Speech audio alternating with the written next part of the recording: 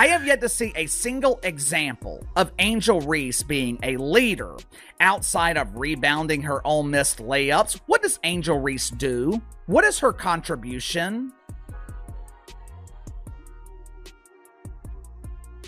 You tell me, because I'm not seeing it. I know I'm harsh on Angel Reese, but she considers herself a star. If you're going to call yourself a star, I expect you to perform like a star, especially in big moments.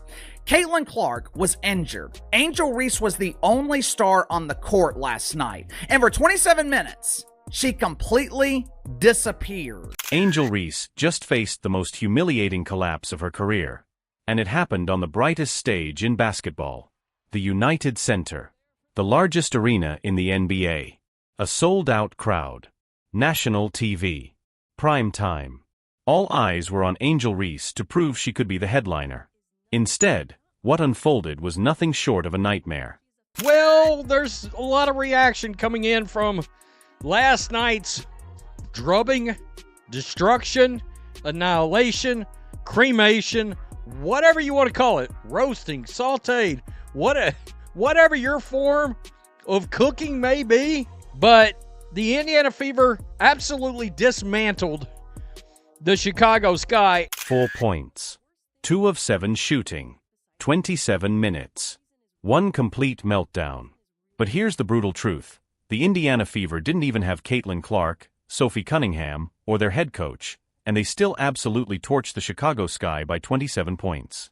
And if that wasn't bad enough... Angel Reese is now quoted as saying, "I'll look back in 20 years and be like, yeah, the reason why we're watching women's basketball is not just because of one person." She refuses to say Caitlin Clark's name. "It's because of me too, and I want you to realize that." A savage moment from Caitlin Clark, who wasn't even playing, had fans saying she put Reese in her place.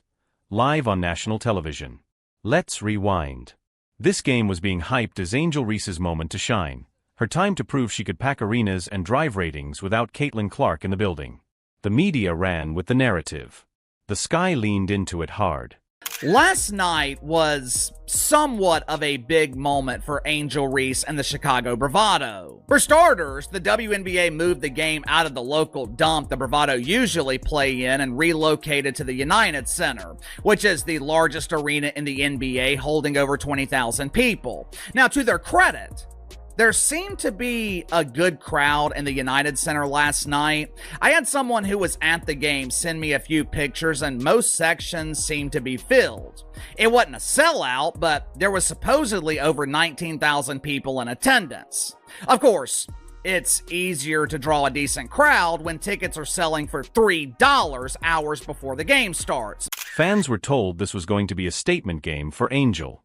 And then, reality hit harder than a screen from Aaliyah Boston. As soon as Caitlin Clark was ruled out with a quad injury, ticket prices nosedived. We're talking about tickets that were going for premium prices, plunging to just $3. Yes, $3. What an outfit Angel Reese was rocking. She put a lot of time, a lot of effort into making sure her ensemble was on point. Are my boots matching my jacket?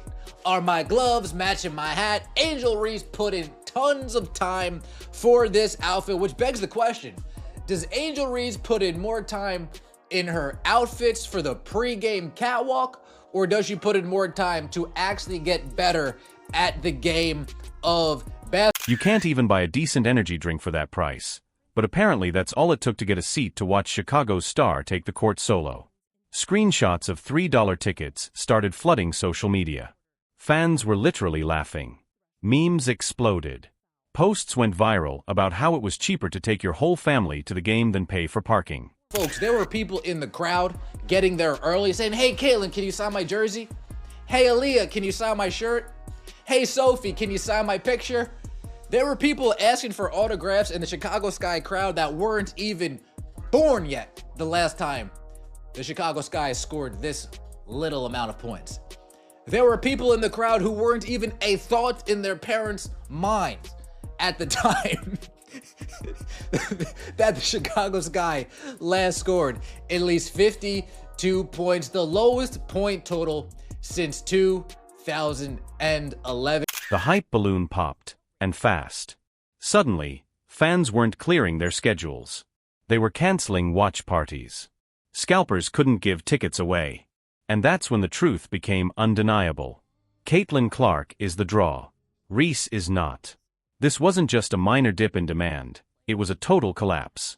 Angel Reese, part 38, let's get it! Life throws her lemons, she makes bricks.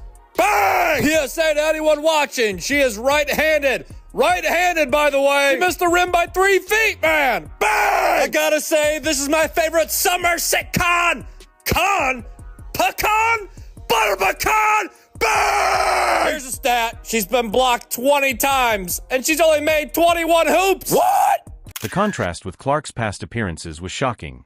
Sellouts, standing room-only crowds, and fans waiting hours before tip-off just to catch a glimpse of her warm-up routine. But without Clark, the United Center lost its buzz.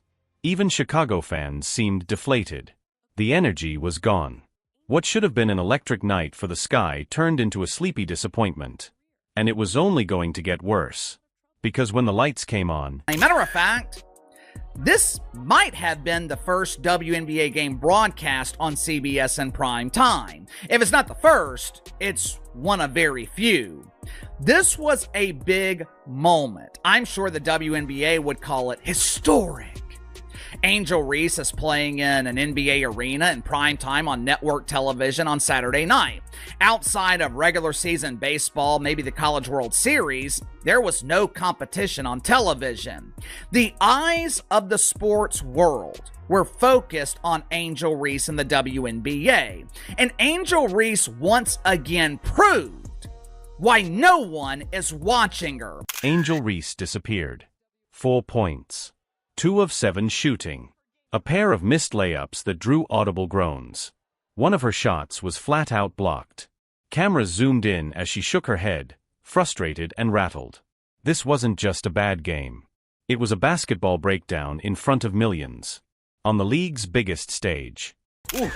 What an outfit Angel Reese was rocking. She put a lot of time, a lot of effort into making sure her ensemble was on point. Are my boots matching my jacket? Are my gloves matching my hat? Angel Reese put in tons of time for this outfit, which begs the question, does Angel Reese put in more time in her outfits for the pre-game catwalk, or does she put in more time to actually get better at the game of basketball? The first ever WNBA game at the United Center. National primetime with no other games on TV.